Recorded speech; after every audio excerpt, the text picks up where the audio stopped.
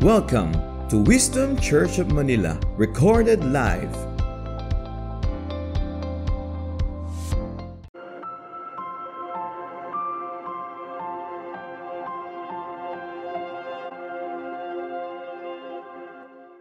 Hi, I'm Jeannie Borlongan from Pasig po. And gusto ko lang po i-share sa inyo yung preaching ni Pastora Celeste nung Mother's Day.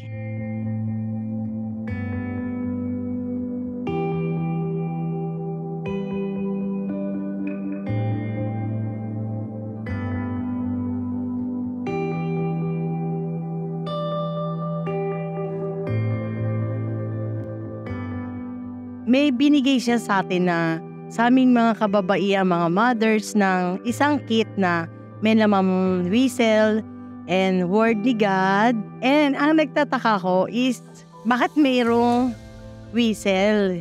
And then tinawag niya sa harapan lahat ng mothers. At sinabi ni Pastora na mag-whistle kayo. Isipin niyo kung ano yung something na bibigay sa inyo ni Lord na word or ano yung nararamdaman nyo from that day. Naka-close yung eyes namin and then nagwi-whistle kami.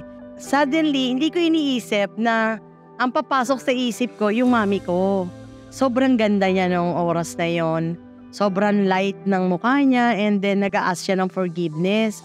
Parang gusto niya ipaintindi sa akin, ba't niya ako pinamigay sa lola ko? Then doon ko naalala, sabi ko nga pala, ni-reject nga pala ako ng mami ko that time. So sabi ko, Mami, okay na, pinatawad na kita. Sabi kong ganon. And humihingi rin ako ng forgiveness sa'yo dahil yun nga, lagi kitang biniblame ko sa'yo lahat na nangyayari sa akin.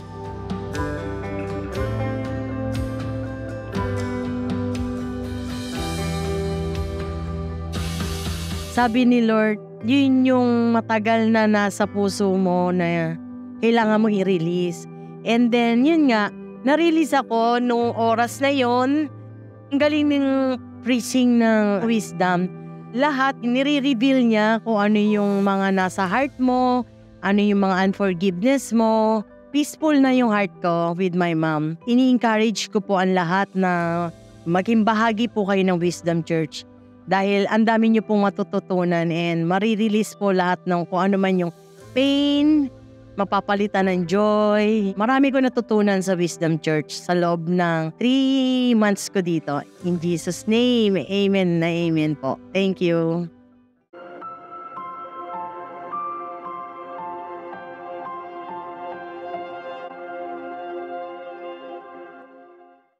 Hello everyone. Ayan, hello church and good afternoon. Ayan. We are glad na makaka-join kayo this afternoon for another powerful message, no?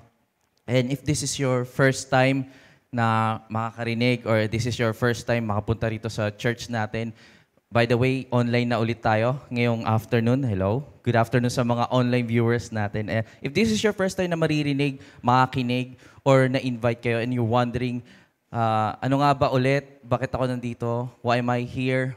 Anong meron dito sa church na to? Don't worry, I got you. Sabihin nyo nga, I got you. Sumagot sila.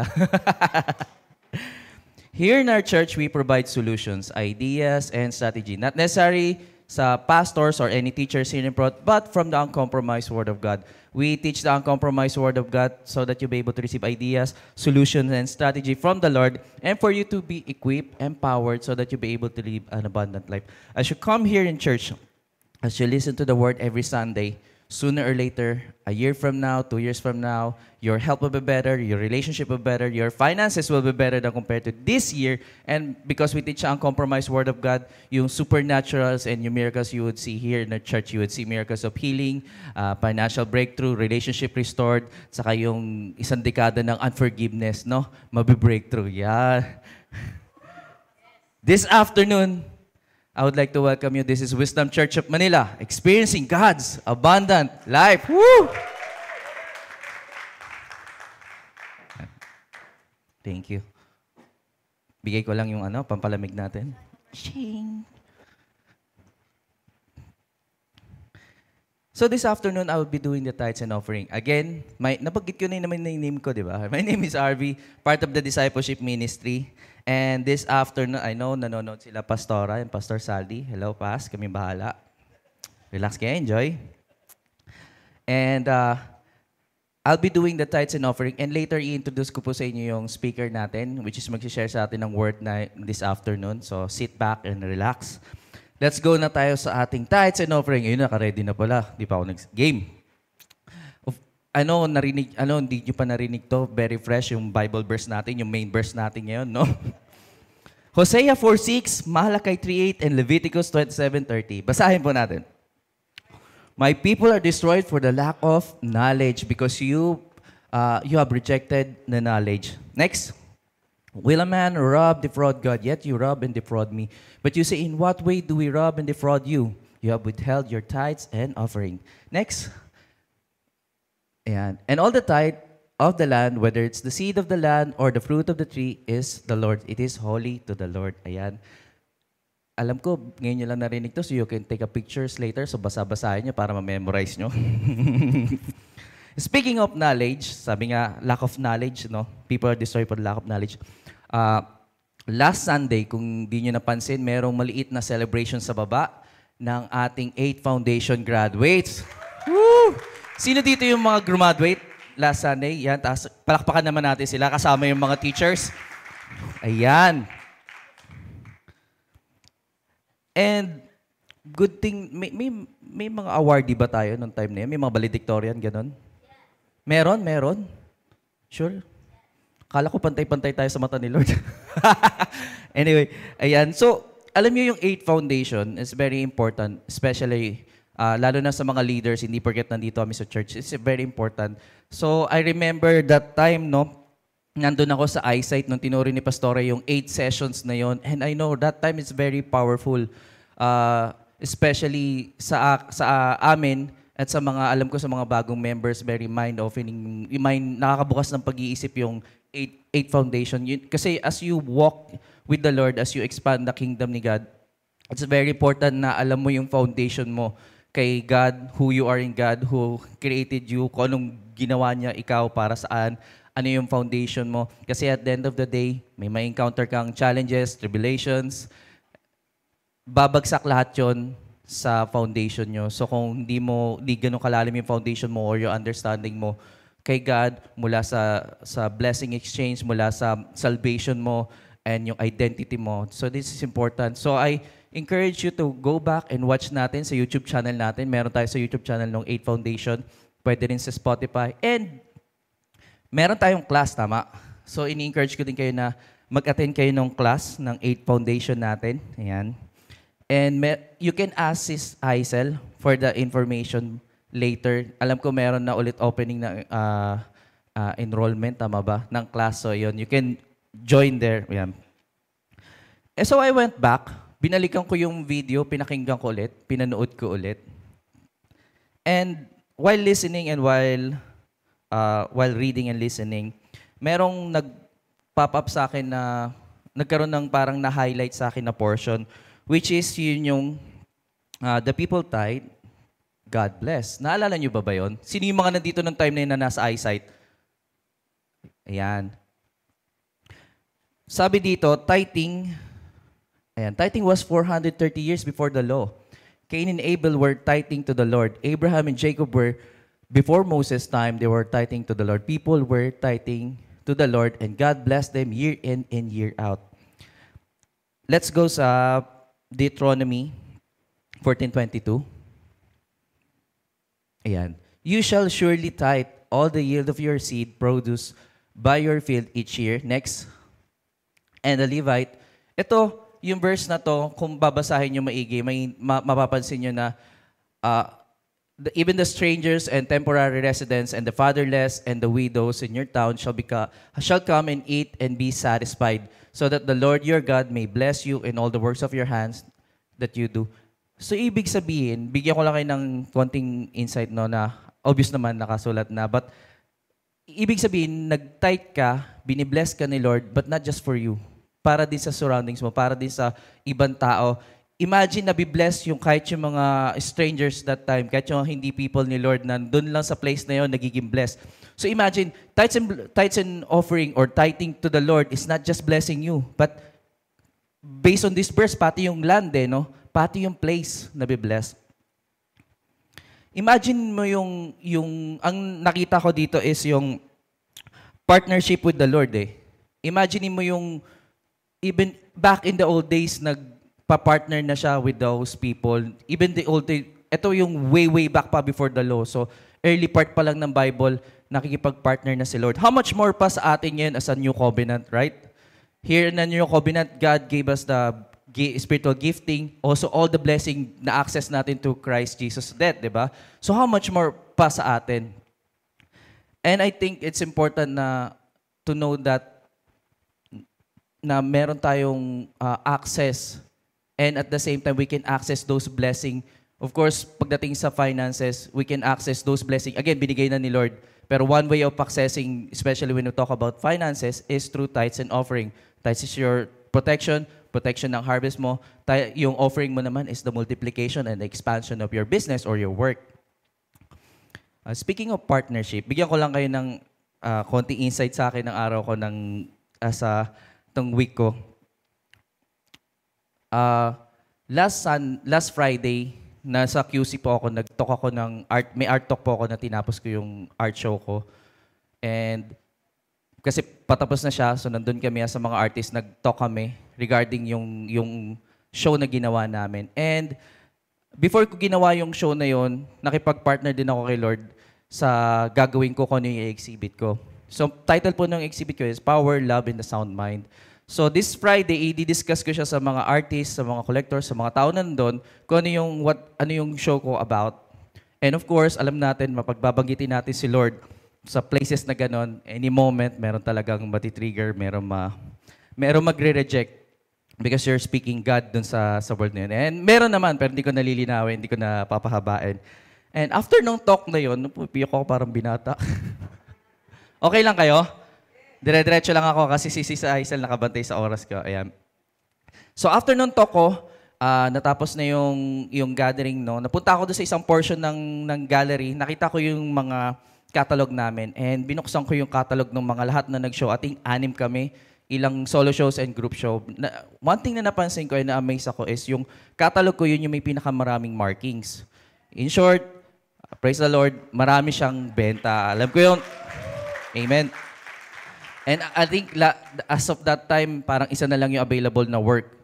And na-amaze ako kasi nung binuksan ko yung mga catalog ng iba, as in wala talaga. As in wala talagang benta. Walang, natapos na yung buong month, walang laman. Or it's either one or dalawa lang. So na-amaze ako. But nung inaaral ko yung topic natin ngayon, doon ko naaalala na this is what partnering with the Lord is. Diba? To tell you honestly, nung ginawa ko yung show na yun at nag-opening ako, after ko, pag-uwi ko sa bahay, meron akong doubt, meron akong unbelief. Inaatake ako ng enemy sa fear na sabi ko, pupunta ako doon sa world na yun, which is alam ko kung sino yung nag-ooperate doon sa world na yun. And ito yung message ko. Hindi ko alam kung paano magre-reply, hindi ko alam kung magbebenta yung work ko whatsoever. Good thing I have a godly wife na binigyan tayo ng wisdom. Amen? So binigyan ako ng wisdom, nagkaroon ako ng understanding. Ito yung time na to, wala akong idea kung ano nangyayari sa work ko kasi nag-opening and then the entire month, di ko alam kung ano nangyari. And then yun nga yung time na yun na nakita ko yung catalog ko, dun ko naalala na this is what partnering with the Lord. Do your part, do your work, and of course, your tithes and offering, siya na yung bahala doon sa bagay na yun. Regardless, kahit nilagay mo pa yan sa world, kaya kontrolin niya ni Lord, gagamitin niya yung mga tao from this world to buy sa work mo na merong message ni Lord. Amen? So, God is partnering with us. Even in the old times. Even back in the days. And I think yung point ko rito this afternoon for our tithes and offering is, as you give your tithes and offering this afternoon, don't just think of it as a giving. Think of it as acknowledging God's partnership with you. Whether it's a business, small businessman yun or big business, whether it's a career or whether it's a job, your tithes and offering is an acknowledgement ng partnership mo kay Lord. Alam naman natin na si Lord yung owner talaga, 100%. Pero at the same time, pag tinignan mo kung gaano kaluwag si Lord sa'yo, may freedom ka nga na hindi bigay yung tithes and offering mo, di ba, right? It's up to you. But at the end of the day, ikaw lang din yung mahihirapan. One thing na na-notice ko is, yung world, they always ask for something in return pag may hiningi ka, right? if you want to establish a business, if you want to establish things, they always ask for example, a collateral or anything na may babalik mo, yun yung assurance. Kahit pag pumasok ka sa work, titignan nila kung meron kang background. But ano notice ko kay Lord, He knows na any moment magbe-fail ka. Kahit binigay niya sa iyo yung capacity, He knows na any moment magbe-fail ka.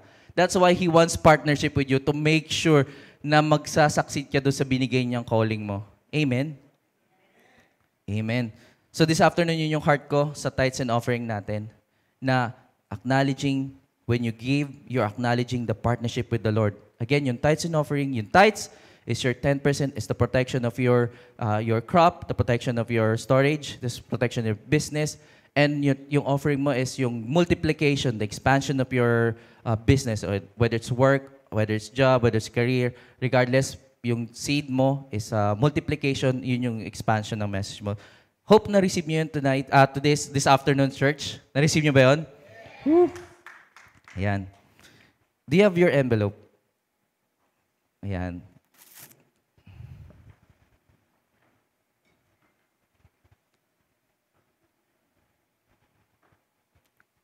If this is your church, your tithe goes to this church. The tithes and offering, the tithes would be always 10%. And if this is not your church, your tithe goes to church kung saan kayo nafe-fed ng word. But the offering is a different, iba siya. You need to ask the Lord kung ano yung right amount of seed, how much you're going to give. So we have, in the kingdom, we have 4 steps of receiving your harvest. Number 1, write down the harvest that you want from the Lord this year. Be specific. Identify the harvest. Don't leave it blank. Number 2, you must pray and listen and ask God what is the right seed for your harvest. It's between you and God. Pray and listen. Be careful don't let the enemy steal the word sa heart nyo. And ask God what is the right measure of seed and the harvest you are asking. Number 3, obey the leading of the Holy Spirit. And number 4 is sow your seed. Don't just throw it. Believe that you receive when you pray. And if ready na kayo, later hold natin envelope and we're going to do the declaration. Ready? Parang ready na silang lahat. Can I have an envelope? Sorry. Pahinga ko isa. Thank you. Ayan. Taas po natin yung envelope natin. We're going to do the declaration. Ready? Father, I choose to have faith and believe in your word. You said if you keep the tithe, I am robbing you. I will never rob you another day of my life. I expect you to bless me. So today, I bring the tithe of the income you gave me, and I plant my seed offering as a form of worship. And you said in your open the windows of heaven and pour out the blessing I do not have room enough to contain.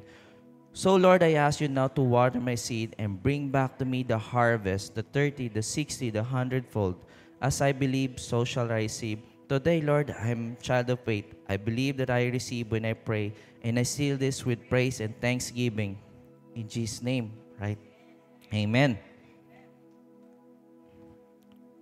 Pag ready na, ushers, yan. Okay ba kayo, church?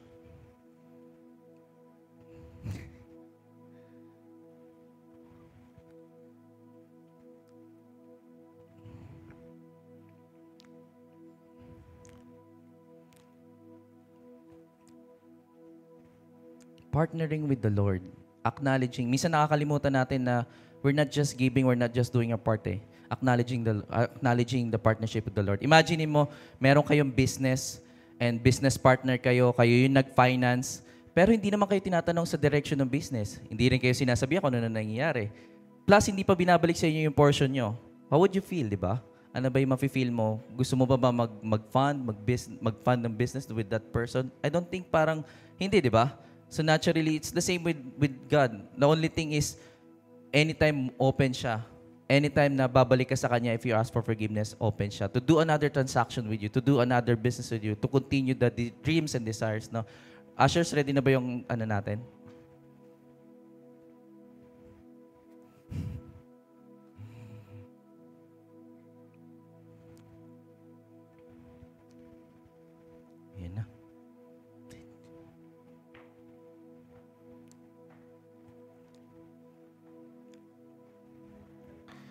para sa mga online viewers natin, you can also print out your receipt and lay hands and declare yung declaration na dineclare natin.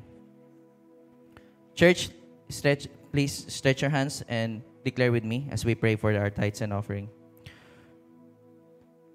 It says in Matthew 18:19, again I say unto you that if two of you shall agree on this earth as touching anything that they shall ask, it shall be done for them of my Father which is in heaven. So Lord, right now we come in agreement. As a church, Lord, we come in agreement sa desires ng heart namin, sa desires na binigay mo sa amin, Lord God, sa multiplication ng seed na binigay mo sa amin, Lord God, for the tithes and offering, Lord God, na binigay namin as an obedience sa inyo, Lord, as a form of worship. So right now, Lord, we acknowledge the partnership na binigay mo sa amin, Lord God, whether it's a business, whether it's a career, whether it's a job, Lord God, any form, Lord God, na mag-yield ng fruits, Lord God, we acknowledge your partnership with us. Holy angels, we command you right now to go get the harvest, the 30, the 60, the 100-fold. We command you to go get those transactions, those breakthroughs, the new offering, the new job, the new breakthroughs, the new business. Right now, in the mighty name of Jesus, we come in agreement as a church. We lift up to you, Lord Jesus, this tithes and offering. In your name we pray. Amen. Amen. Thank you. Ready na ba kayo, church? Ayan. This afternoon, allow me to introduce to you ang speaker natin for our preaching. She is the leader of our prayer team and also part of the discipleship ministry. Please, palakpakan po natin si Aisel Reyes. Hello! Gusto ko yung ang tagal ng intro mo sa akin. Pero bago po muna ako magsimula, meron lang po akong 2 announcements na gagawin. Bago po yan, I'd like to thank the Assistant Leader Prayer Team, our official interpreter for our international church member, Mayaga couple. Okay, first announcement po, Tech, pwede pakita po. Magbubukas na po ulit, hindi ang bahay ni Kuya, pero po ang online class ng 8 Foundations. Yes, okay. This coming August 8 po, from August 8 to November 23 sa mga gusto pong mag-enroll or part po kayo nung nakaraang batch, second batch ng online class pero hindi nyo natapos, ito po ang pagkakataon para kayo po ay mag-enroll muli. Ito po ay open para sa lahat and libre po ito. Lahat ng official students ay makaka-receive po ng free PDF copy, Tagalog and English version, pati din po ang hard copy nito. Yun lamang po, official students lamang po, okay? Next naman po na announcement ko, magkakaroon po this coming June 8, 2024, Rain in Life Water Baptism. So sa mga nanonood po sa TFC subscribers, and nandito sa on-site na siguro ang tanong nyo, nabaptize na ako sa previous church Pero ang tanong, paano kung hindi nyo pala naiintindihan yung turo doon sa previous church nyo? Pwede po kayong umattend ng teaching class na mangyayari sa June 16 from 9 a.m. to 12 noon.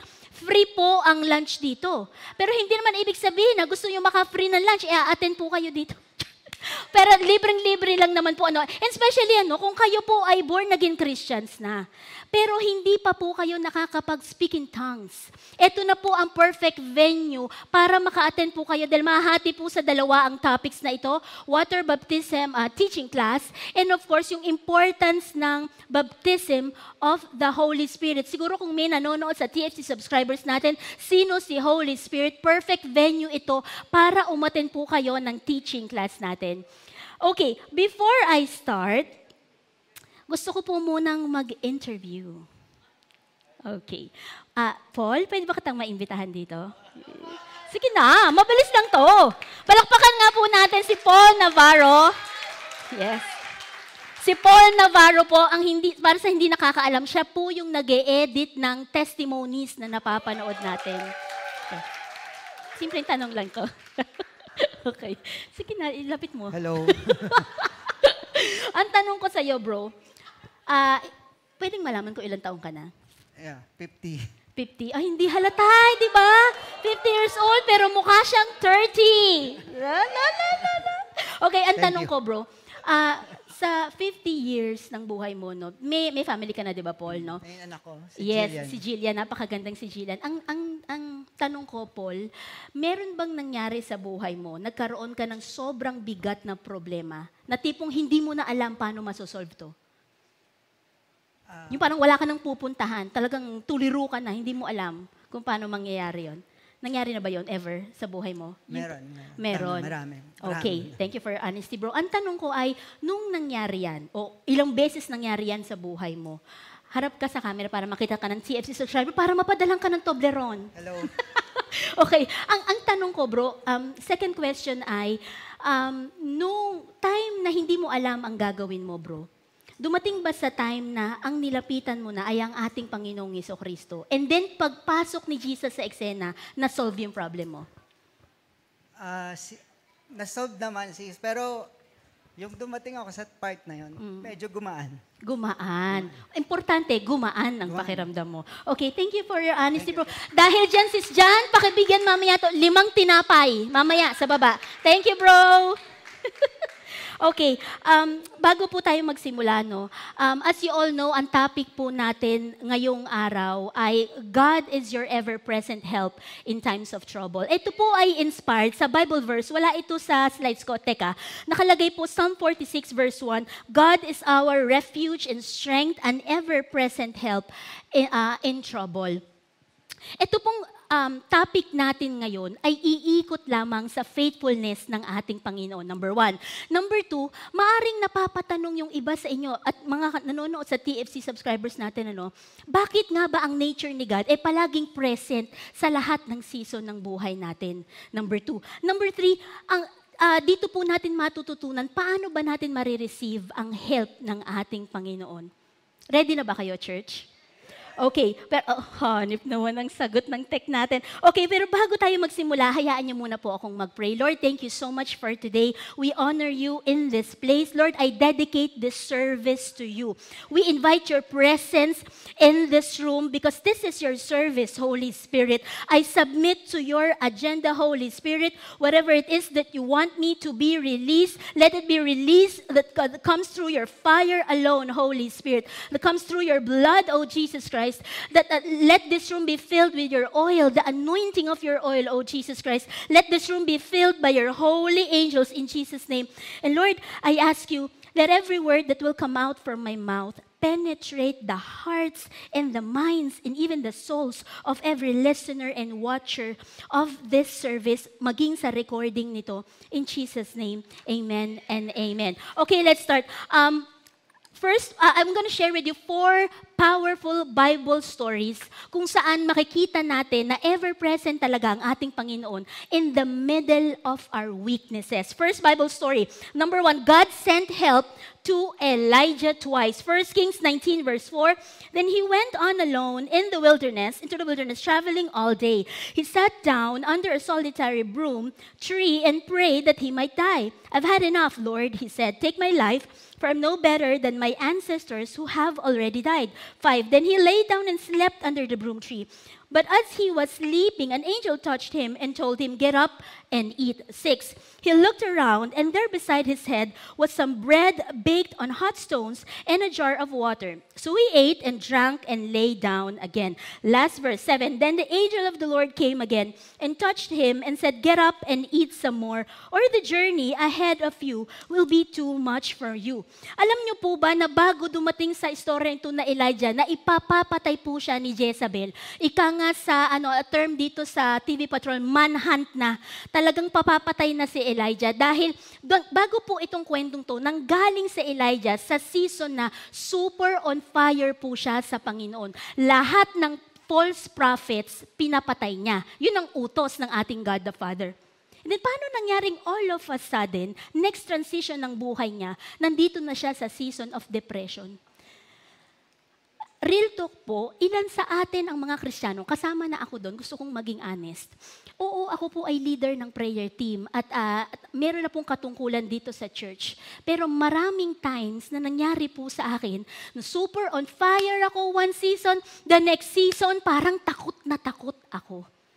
Ilan po sa atin dito ang nangyari na rin yun? Thank you, Pastor Phoebe, sa honesty. Okay, alam mo, pero ang good news dito, kung si Elijah, from season of super on fire kay Lord to season of super depressed, different season of his life, present pa rin ang Panginoon. Paano ko nasabi? Nagpadala siya ng angel. Isang beses, oo, pero 2 beses siyang ginising. Ngayon, alam niyo po, para dun sa binasa natin na verse 4, na sinabi ni Elijah, I've had enough, kunin mo na yung buhay ko. Malamang siguro para masabi ng taong depressed na depression, nagdaan siya sa sobra talaga namang, hindi niya na malunok yung ganong problema. And to be honest, hindi ko po alam kung ano yung mga struggles sa kanya-kanyang buhay natin. Pero hindi ba dumadaan tayo sa punto na parang hindi na natin alam paano pa ang solusyon doon sa kinakaharap nating struggle?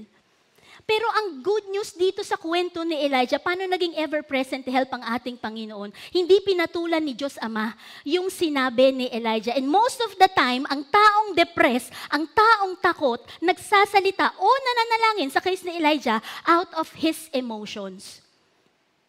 Maraming beses po sa atin na nakakapagsalita tayo dahil sa bugso ng damdamin. Pero ang good news, hindi mapagpatol ang ating Panginoon. Kung mapagpatol siya, sana sinabi niya na, sige, papatayin na kita ngayon din. Pero hindi eh. Hindi eh. Ang gusto kong ipunto dito, and obviously, sa case ni Elijah, ang demonic spirit na sobrang nangbubuli sa kanya ay ang spirit of fear. In the middle of our fatigue, exhaustion, God will still be present and will send help to each and every one of us. Do you agree, church? Yes. Hanip naman ng sagutan. But take a look at this. Nakareceive po ako ng revelation kay Lord tukol sa kwentong ito. Pansinin niyo, pwede balik tayo sa verse 6, yung he looked around there. Verse 6. Yan. He looked around there. Pansinin niyo yung body part na minention dito, yung ulo. Nung tinanong ko si Holy Spirit, bakit nilagay nung anghel yung tinapay at yung tubig sa ulo? Ang taong depressed, ang taong takot na takot at dumadaan sa matinding problema. Ang Diyos natin napakatalino. Magpapadala siya ng tulong pero pinag-iisipan niyang magaling. Sa case ni Elijah, ang kailangan niyang tulong ay renewal of mind. Kaya yung tinapay at yung tubig sa ulo nilagay. And yung tinapay at tubig na tinutukoy po sa Bibliang ito ay hindi literal na pagkain. Pero ang salita ng Panginoon na dapat ma-renew ang kanyang isipan at mabawi niya yung prayer niya, nakitilin mo na Lord yung buhay ko. Naiintindihan po natin lahat.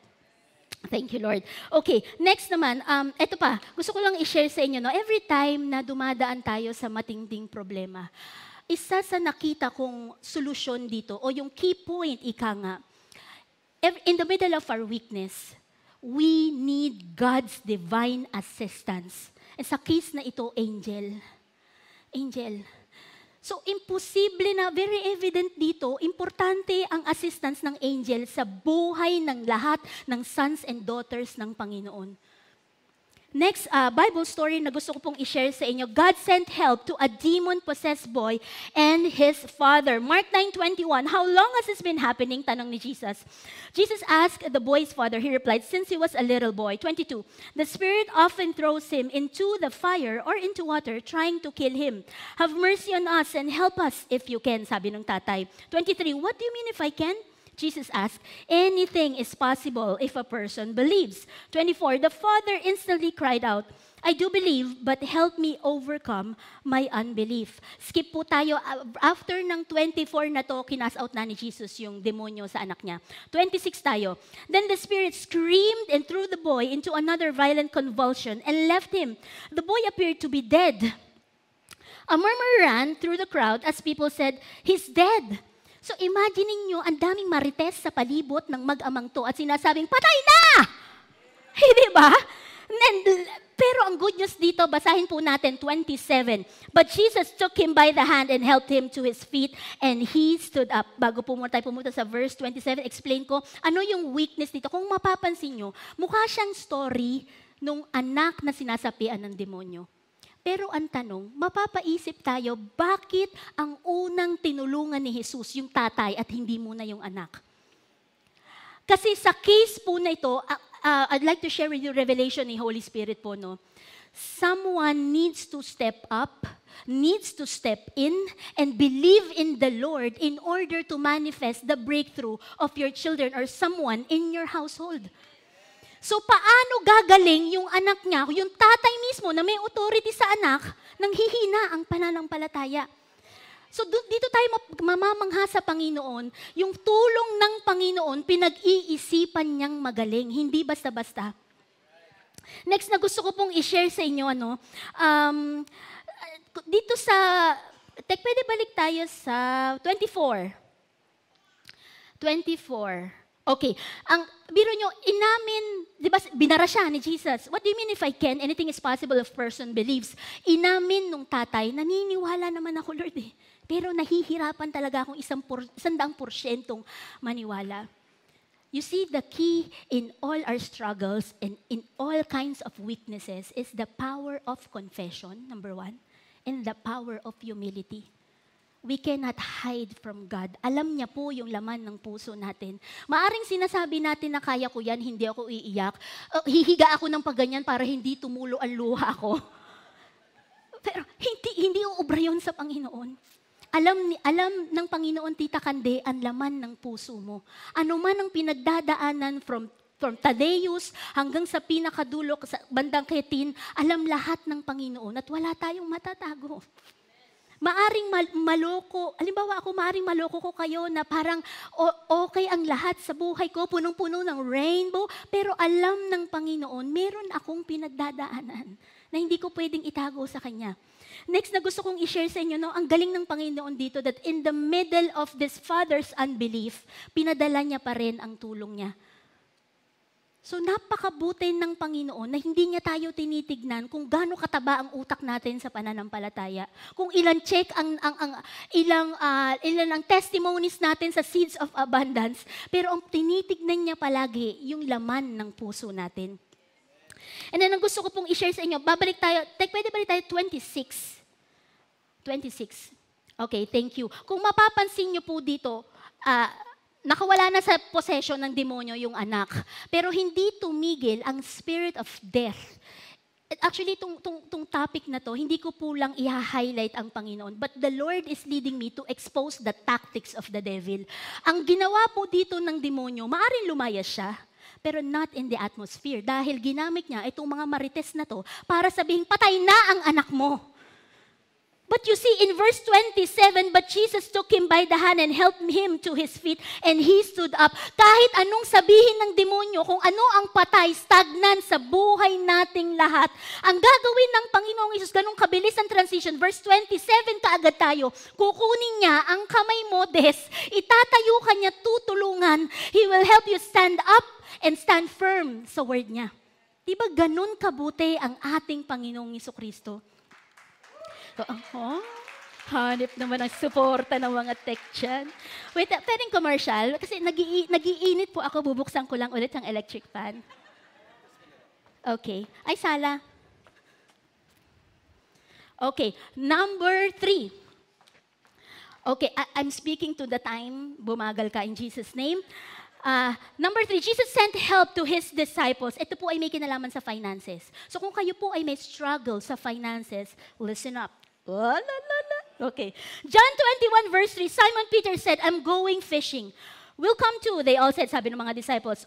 So they went out in the boat. But they caught nothing all night. Verse 4, at dawn, Jesus was standing on the beach. Pero tignan nyo itong sunod na sentence. But the disciples couldn't see who He was.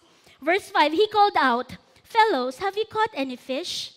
No, they replied. 6, then He said, throw out your net on the right-hand side of the boat and you'll get some. So they did, and they couldn't haul in the net because there were so many fish in it. Verse 11, so Simon Peter went aboard and dragged the net to the shore. There were 153 large fish, and yet the net hadn't torn.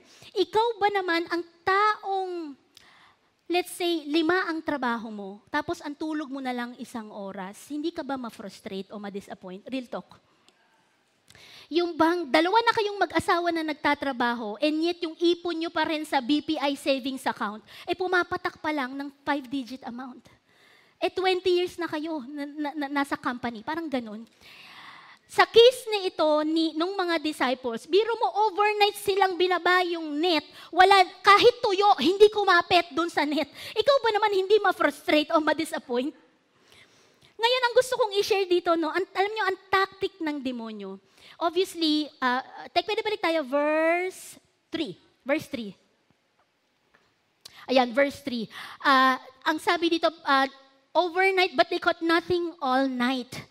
Ang taong nai-influence ng demonic spirit ng frustration and disappointment, ang taktika ng kaaway ay tila ba nilalagyan ka ng gray cloud sa harapan mo para hindi mo makita ang help ng Panginoon.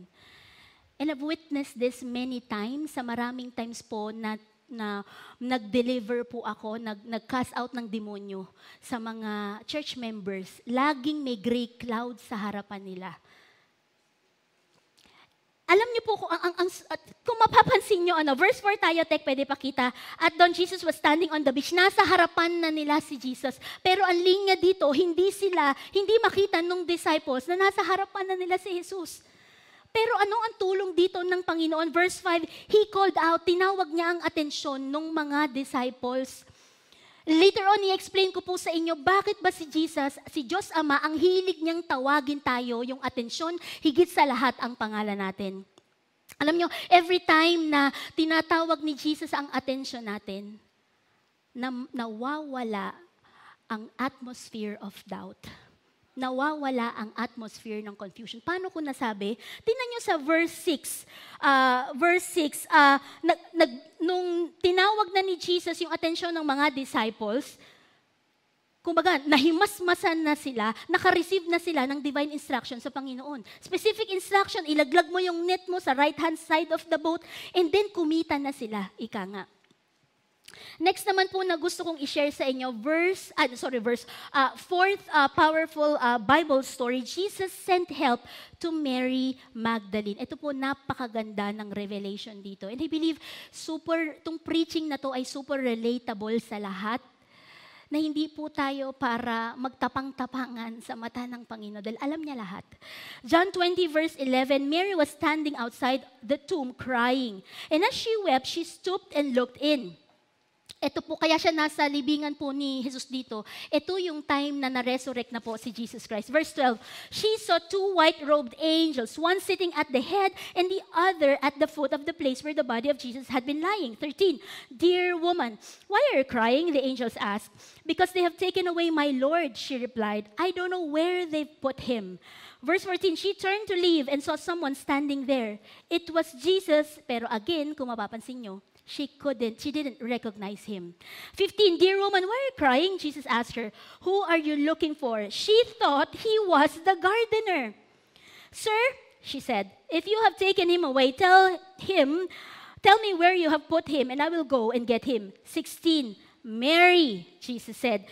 She turned to him and cried out, Rabboni, which is Hebrew for teacher. Alam niyo po, sa eksenang ito, sa pagkakatanda ko tong kwentong ito, hindi pala naintindihan talaga ni Mary yung purpose kung bakit kailangan ma-resurrect si Jesus.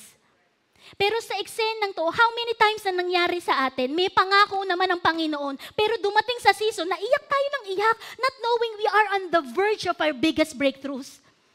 So napakagaling manloko talaga ng demonyo, hindi ba? Pero the good news is, biro nyo, dalawa na yung anghel na nagpakita kay Mary. Pero hindi niya na-recognize. Lalo nung nasa harapan niya na si Jesus, napagkamalan niyang hardinero. Hindi ba? Pero ang buti ng Panginoon, alam niyo po sa story ito, bago ko ituloy yung ano ko ha, number one, may gray clouds ulit na nilagay ang demonyo, kaya hindi na-recognize ni Mary ang ating Panginoong Jesus. Alam niyo po ba, sa kwentong ito, si Jesus ay dapat, since na-resurrect na siya, papunta na sana siya sa heaven eh. Pero binalikan niya yung daughter niyang si Mary. So how many times na dumadaan tayo sa anumang struggle, anumang challenges, anumang weakness, pero mafe-feel natin, number one, malalaman natin, number two, marirecognize natin ang presence ni Lord, na binalikan niya tayo. At hindi niya tayo sinuwi. Ano ka ba? Iyak ka ng iyak, paulit-ulit ang iyak mo. Hindi niya sinabi yun kay kay Mary? Una sa lahat, tinawag niya sa pangalan si Mary. And then makita niyo sa verse 16, nung nakita ni Mary si Jesus, ngumalngal na siya. Natatandaan ko, meron po akong pamangkin na ang pangalan ay James. Nadapa siya. Ngayon, sabi nung tita niya, masakit. Ang sabi nung pamangkin ko si James, hindi. Pero pagdating nung nanay niya, humagulgol siya. Kagaya din po ng pagmamahal ng ating Panginoon, hindi niya po tayo sasawayin kung iiyak tayo sa Kanya at magpapakatotoo. And I believe, itong 4 Bible stories na shinare ko sa inyo, umiikot lang sa honesty. In line with this topic, na ang Panginoon, pwedeng niya tayong balikan kung nasaan yung gusto nating i-open up. Kung hindi sumagot sa chat yung kaibigan mo, bakit hindi sasagot ang Panginoon sa tawag natin? At gusto ko pong i-share sa inyo itong testimony na ito. Napanood ko po to sa YouTube. Isa po siyang surfer sa ibang bansa na atheist. Ngayon, ang nangyari po dito ay, siya po ay nagsasurf sa isang secluded island. Magaling siyang mag-surf, magaling talaga. Pero nakagat po siya ng box jellyfish. And according to Google, ang box jellyfish ay most deadly in the world because of venom. So kagaya sa ahas. So in a split second, nagtry pa siya na humingi ng tulong sa kalsada. Pero inabutan po siya sa kalsada, patay siya. Then all of a sudden, napunta po siya immediately sa impyerno mismo. Pag lagpak niya ng ganun sa impyerno, nagising siya, sabi ng mga demonyo sa kanya, di nakahiga siya, iniikutan siya. Hindi ka naniniwala kasi kay Jesus, buti nga sa'yo. Puro condemnation. Pero saglit na saglit lang po yung eksenang yon. Dahil biglaan po, may nakita siyang ilaw na sinusundo siya coming from above. All of a sudden, dinala siya sa heaven. At alam niyo po kung sino yung sumalubong sa kanya sa heaven. Walang iba kundi si God the Father. Nagulat siya, bilang atheist siya, hindi niya kilala si Diyos, ayaw niya maniwala kay God. Ang sabi sa kanya ni God the Father, Chris. Gulat siya. Paano mo nalaman ang nickname ko? Kasi ang pangalan niya po ay Christopher. So sabi ni God, kilalang kilala kita, noon pa kita kilala. So to cut the long story short, nagkwentuhan sila ni God the Father. Hanggang sa nasabi niya kay God the Father, ayoko na pong bumalik sa lupa. Pero ang sabi sa kanya ni God the Father, hindi pwede. Kailangan kitang pabalikin. Bakit po? And then ang ginawa ni Diyos Ama, gumanyan lang siya. Pinakita niya yung eksena na yung nanay ni Chris, buong buhay palang pinapanalangin yung anak niya na atheist. Ang sabi ni Diyos Ama, kailangan kitang pabalikin para balikan mo yung nanay mo at sabihin mo sa kanyang, binalikan ko siya. Sinagot ko yung panalangin niya. So, itong storyang to, na kinuwento ko sa inyo na true to life, hindi lang siya storya about kay Chris. Binalikan ni Diyos Ama si Chris sa impyerno, binalikan din niya yung nanay niya na matyagang nananalangin para sa anak niya. Ganong kabuti ang ating Panginoon. Mabalik po tayo, bakit si Diyos Ama, si Jesus, mahilig tayong tawagin sa pangalan. Sa case ni Mary, tinawag ang pangalan ni Mary, nagngangal na si Mary. Ang dahilan po dito, Isaiah 45 verse 3, I am the Lord, the God of Israel, the one who calls you by name. Ang purpose po ni Diyos Ama at ni Jesucristo bilang iisa sila kung ba't tinatawag ang pangalan natin. Number 1, para ma-release ang kingdom niya sa atmosphere na ginagalawan. Halimbawa ni Tito Jeff. Number 2, sinasadya po ni Diyos Ama na tawagin ang pangalan ni Tito Jeff, for example, para malaman ng mga demonyo na nag-o-oppress kay Tito Jeff, akin yan eh. Pangatlo, para po malaman, it's as if sinasabi ni Diyos Ama, kapag tinatawag ang pangalan ni Tito Jeff, tinatawag ang pangalan ni Tanya, sinasabi ni Jesus, you are mine. Ang purpose pa po ni Jesucristo, bakit mahilig niyang tawagin ang pangalan nating lahat para ma-remind tayo na tayo yung tinutukoy niya na kings, katabi ng pangalan niyang King of Kings. At tayo yung name na tinutukoy niya, katabi ng pangalan niyang name above all names. And then, alam niyo po, itong preaching na to, hindi ko to i-share based sa kung ano lang yung tinuro sa akin ni Holy Spirit. Ako po ay may personal na testimony regarding troubles. Actually, ito nga pong i-share ko, pinaghalong physical trouble, emotional trouble, spiritual trouble, lahat-lahat na. Ito pong share ko sa inyo na story, hindi po ito na napakagaling ko, ang taba-taba ng utak ko, ang galing kong manampalataya sa Panginoon. In fact, napakarami kong sablay sa i-share ko po sa inyo. Gusto ko pong i-share sa inyo, May 14, 2024, kami pong lahat, most of the church members ay a-attend sa kasal ni Raymond na anak ni Pastora and si Danny na ngayon ay daughter-in-law niya. So, nung May 14 na po iyon, ang instruction sa akin ni Holy Spirit, lahat ng gamit mo, lahat ng makeup mo, ilagay mo na sa tabi mo sa sasakyan. Ngayon, yung kaibigan ko po na si Emma na si Aisha, sabi niya, paupuin mo sa likod. So, nasundo ko na po sila sa may kainta. Pagdating sa Antipolo, binangga po ako. Alam nyo, yung time na yon, hindi po ako, paano ko ba sasabihin to? Hindi po ako namomoblema dahil dun sa nabangga, pero may iba pong ginawang taktika ang demonyo. And throwback po ulit, nalimutan kong ikwento. Bukod sa instruction sa akin ni Holy Spirit, walang uupo sa unahan, sa likod yung mga kaibigan mo. Ang instructions niya sa akin, from Laguna, kung saan po ako nakatira, hanggang sa toll gate sa C5, wala akong ibang gagawin kung hindi magtangs ng magtangs. And then yun po, nabangga ako, dumating po sa point, ako po ay leader ng prayer team, head po ng discipleship ministry, pero nung eksenang yon, natulala po ako. Nagpapasalamat ako kasi may divine helpers ang Panginoon. Sa paanong paraan, kasama ko po yung asawa ni Aisha na si Eman, na naging spokesperson ko at attorney. Siya po ang nakipag-usap sa pulis doon sa kung anuman posisyon ng isa. Siya lahat. Nagtatawag siya ng lahat kahit nakasuot siya, nabula ng kilikili niya kasi sobra po talagang init nung time na yon. Ang ginawa po niya talaga, tinulungan ako at hindi ko malilimutan to. And Eman, if you're watching sa recording, hindi ko malilimutan ang sabi ni Eman kay Aisha, hindi natin iiwan si Sis Aisel. So dun pa lang narinig ko na ang boses ng Panginoon. Pero yung akala mong okay na, hindi pa pala.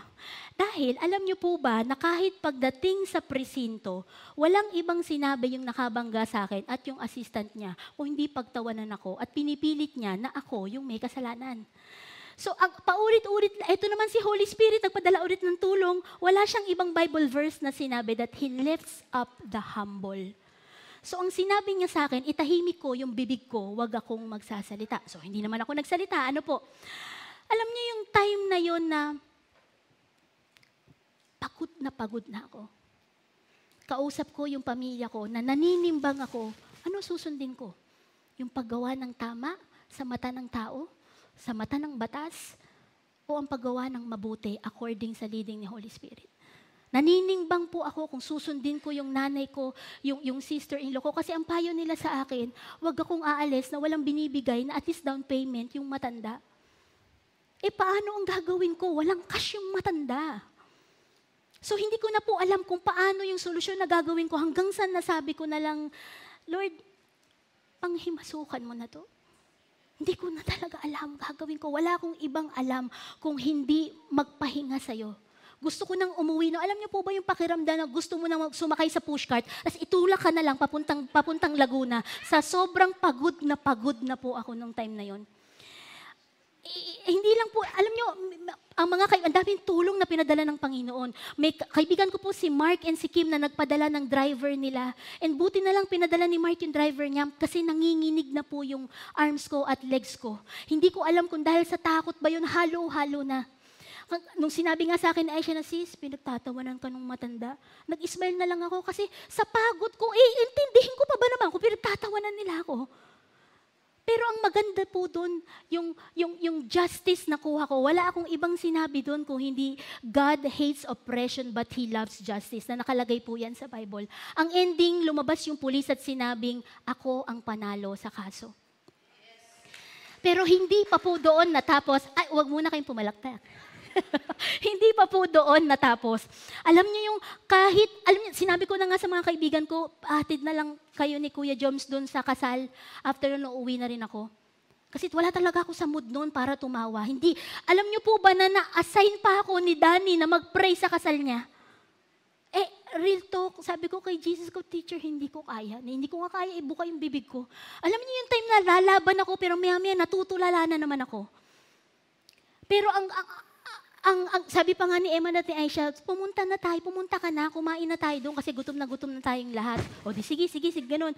Hanggang sa, pero real talk po, hindi ko na naiisip yung gutom noon. Pagka nandun ka pala sa sitwasyon na yon, kahit gutom na gutom ka, kahit kung pwede naman sana ang tingin mo doon sa nakabangga sa'yo, tinapay, hindi na ganun yung tingin mo dahil sobrang hindi mo na alam kung ano yung uunahin mong isipin.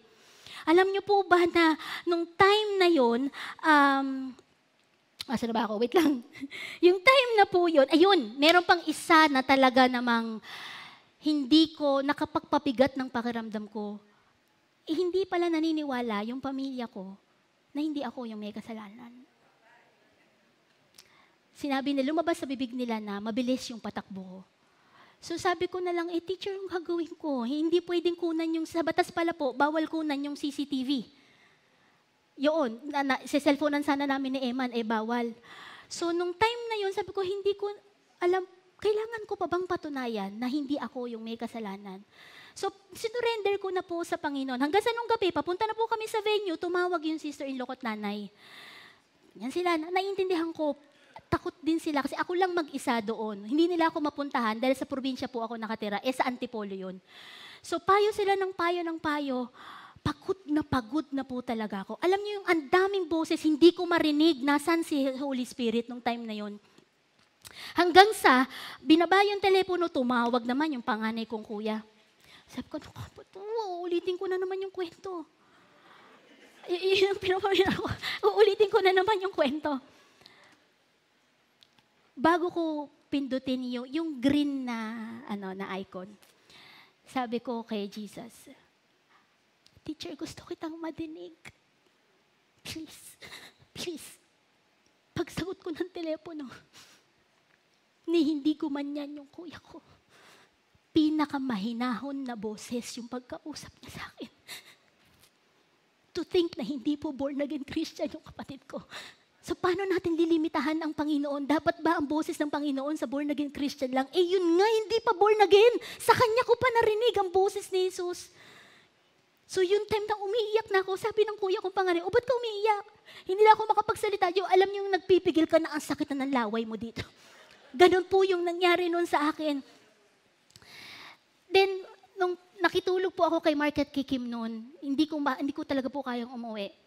So, habang nakahiga po ako sa kwartong kung saan nila ako pinatulog, sabi ko kay Jesus, teacher, patawarin mo ako kung hindi ako naging alerto. Kasi sabi ng Panginoon sa Bible, you have to be ready in season or out of season.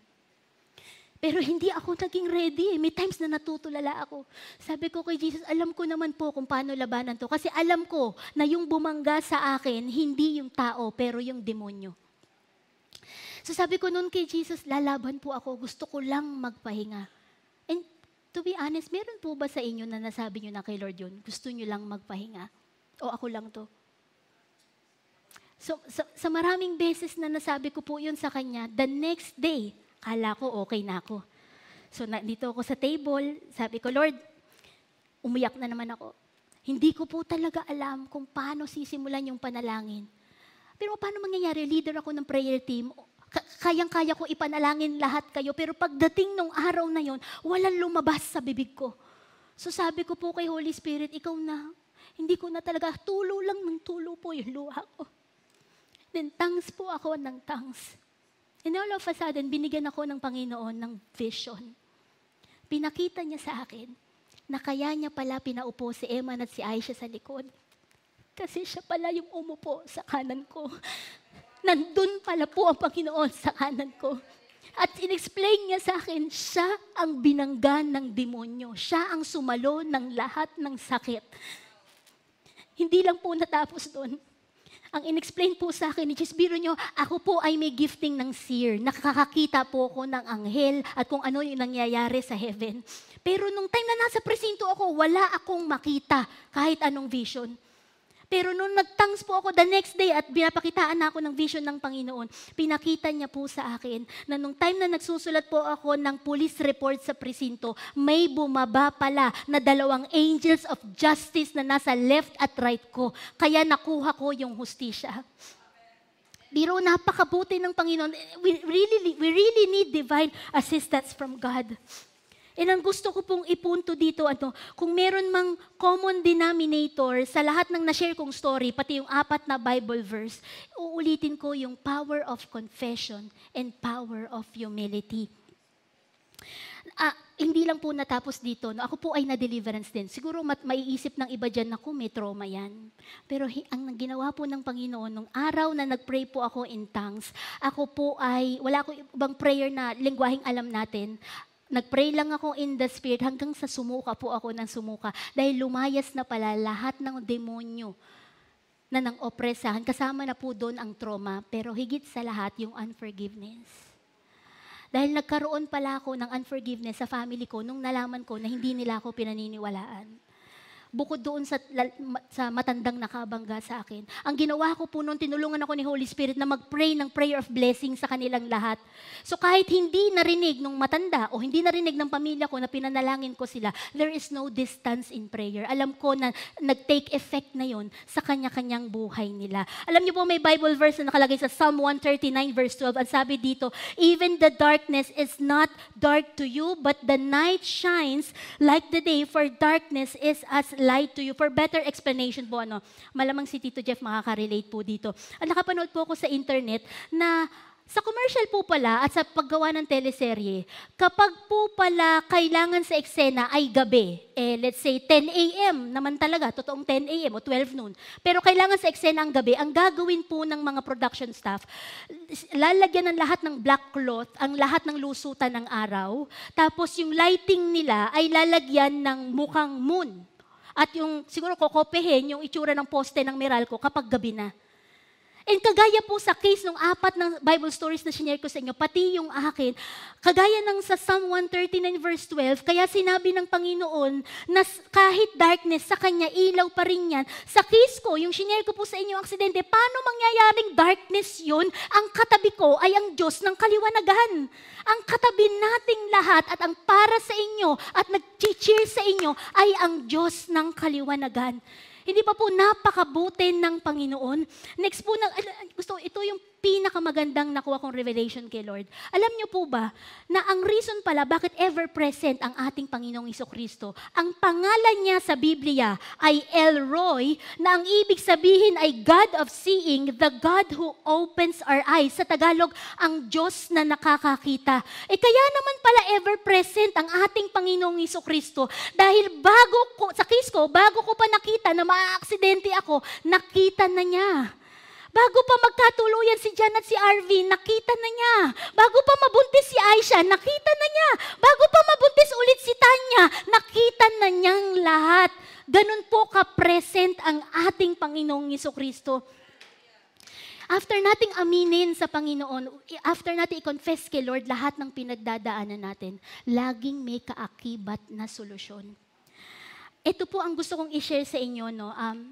Gusto kong namnamin niyo po itong Bible verse na to. Dahil nung tinuro to sa akin ni Jesus, napakaganda po itong para bang arrow na pwede nating isupalpal. Tatarakan natin ang kaaway sa pamamagitan nito. Action plan natin sa lahat ng trouble. 2 Thessalonians 3:3, but the Lord is faithful and He will strengthen you and protect you from the evil one. Hindi man umi-increase yung BPI account mo, declare mo, but my God is faithful. Or should we say, but my El Roi is faithful. The God who sees us is faithful. Paano mangyayari na hindi nakita ng Panginoon lahat? Ang pangalan niya nga ay ang Diyos na nakakakita. Siguro baka may nagtatanong na TFC subscribers, paano yan?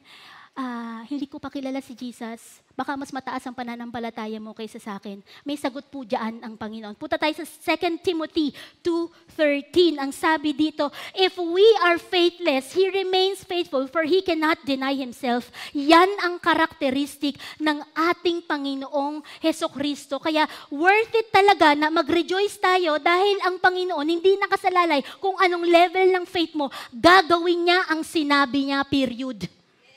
In Jesus' name. So, can I ask everyone to stand up? I'm gonna pray for you.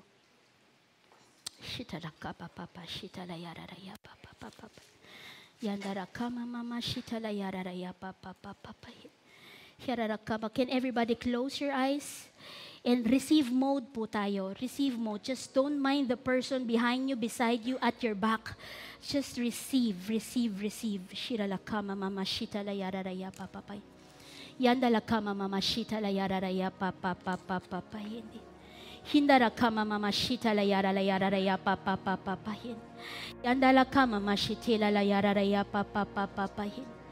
Shitala yalaraya mama shitala kama mama shitala yalaraya papapapapayin. Yararaya mama, Lord, we recognize your power, Jesus. We recognize your love and compassion, Jesus. Maraming salamat sa lahat ng mga powerful Bible verses, lahat ng revelation mo na I believe in Jesus' name nag-penetrate sa heart, sa bones, sa minds, sa soul, sa spirit ng lahat ng nakakapakinig ng preaching na ito kahit sa recording pa in Jesus' name. Lord, we recognize you in this place. You are the author of our strength in Jesus' name. Oh God, you are the author of forgiveness in Jesus' name.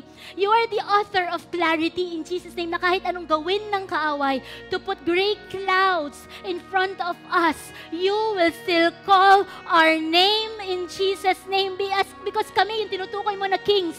Kami yung tinutukoy mo na binigyan mo ng pangalan ni Jesus. You are El Roy, the God who sees our hearts, the God who sees our weaknesses even. The God who sees every cry, bawat tear na lumabas sa mata natin. In Jesus' name, Lord, thank you. Kasi ikaw ang Diyos na walang bawal sa iyo na, hindi mo kami pinagbawalan, i-confess sa iyo lahat ng pinagdadaanan namin.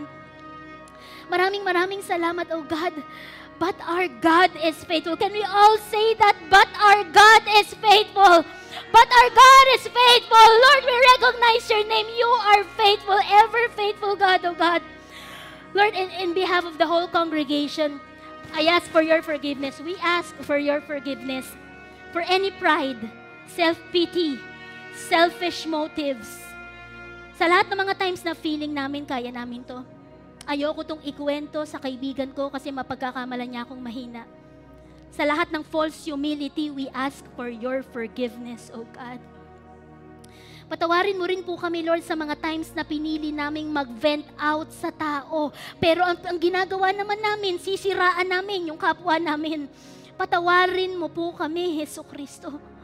Sa mga times na kinukuha mo na yung attention namin, pero mas nakafix yung eyes namin sa circumstances namin, we ask for your forgiveness, O God. And Lord, we ask you to teach us to fix our eyes on you, Jesus, the author and perfecter of our faith, in the mighty name of Jesus Christ. And Lord, we receive your forgiveness and we choose to let go of the past in Jesus' name. We surrender everything to you, O God. I declare and decree sa ating lahat, Isaiah 43:19. The Lord says, forget the past. Dahil nandito na tayo sa season na Isaiah 43:19. Ang sabi mo dito, Lord, you are making a new thing. Thank you, Jesus, for the new thing in Jesus' name. Wala nang bahid ng nakaraan in Jesus' name. In the middle of our weakness, oh God, we say, but our El Roy is faithful in Jesus' name. In the middle of our struggle, we say, but our El Roy is faithful in Jesus' name. In the middle of those times na naghahanap ng trabaho, nag-iisip kung paano mag-increase ang kita, Lord, you are faithful. You see everything in Jesus' name. Maraming salamat, Panginoon. I declare and decree. I speak now to our situation. Church, just receive it, okay? Receive it. Lord, your name is Alpha and Omega. So I'm speaking to our situation. Lahat na nangyari sa buhay ng nakikinig ng panalangin ito. In the name of Jesus Christ, I declare the name of Yeshua, the Alpha and Omega, over your lives in Jesus' name. And I declare and decree our El Roy, the God who sees everything, will finish every good work that He started in you in Jesus' name. In the mighty name of Jesus Christ, I'm speaking to every emotions in Jesus' name. Lahat ng emotions na pinaglaruan ng demonyo, I shut your mouth, every lying spirit, in Jesus' name. I plead the blood of Jesus over all your ears, lahat ng nakikinig ng prayer na ito on-site and online, in Jesus' name. I declare that only the whisper, the gentle voice of the Holy Spirit, yun lamang ang maririnig nyo in Jesus' name. I thank you, Lord, in Jesus' name. I thank you, Lord, that you are El Roy, and I'm speaking to every body part in Jesus' name. Marahil may nakikinig ng panalangin ito na may problema sa health. You can declare it sa sarili nyo in Jesus' name. Just touch your body and declare, but my God is faithful in Jesus' name. For every stubborn fats, my God is faithful in Jesus' name. In Jesus' name, I'm speaking to every family here, na nanonood din pati sa online, in Jesus' name. Lahat ng pamilya na nag-ask kay Lord ng restoration, I declare, our El Roy is faithful at siya ang bubuo ng lahat ng nasirang pamilya sa pangalan ni Jesucristo, in the name of Jesus Christ. I declare and decree sa lahat ng challenges, sa lahat ng struggles, I declare to all of you, Mark 9:27, Jesus will take your hand and help you to your feet and help you to stand up and stand firm. I declare and decree na lahat ng nakikinig ng prayer na ito ay tatayo muli, maninindigan muli, aasa muli, magtitiwala muli, magpe-pray in the Spirit muli, magsasasayaw muli at kakantahan ang Panginoon muli. Maraming salamat, Panginoon, in the name of Jesus Christ. In the name of Jesus, I declare and decree Zechariah 9 verse 12 as I release each and every one of you. And I just want to prophesy this to each and every one of you, pati yung nakikinig sa online, nanonood sa online. Zechariah 9 verse 12. Thank you, Jesus, for your word. I promise this very day that I will repay 2 blessings for each of your troubles in Jesus' name. Thank you, Lord, for this is the year of double portion in Jesus' name. Your promise still stands, oh God.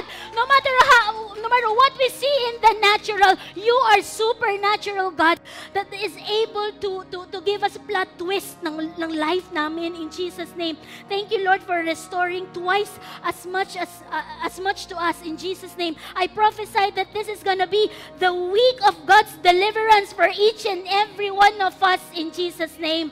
I declare and decree this is the week of help, a week of help from the Lord in the mighty name of Jesus Christ.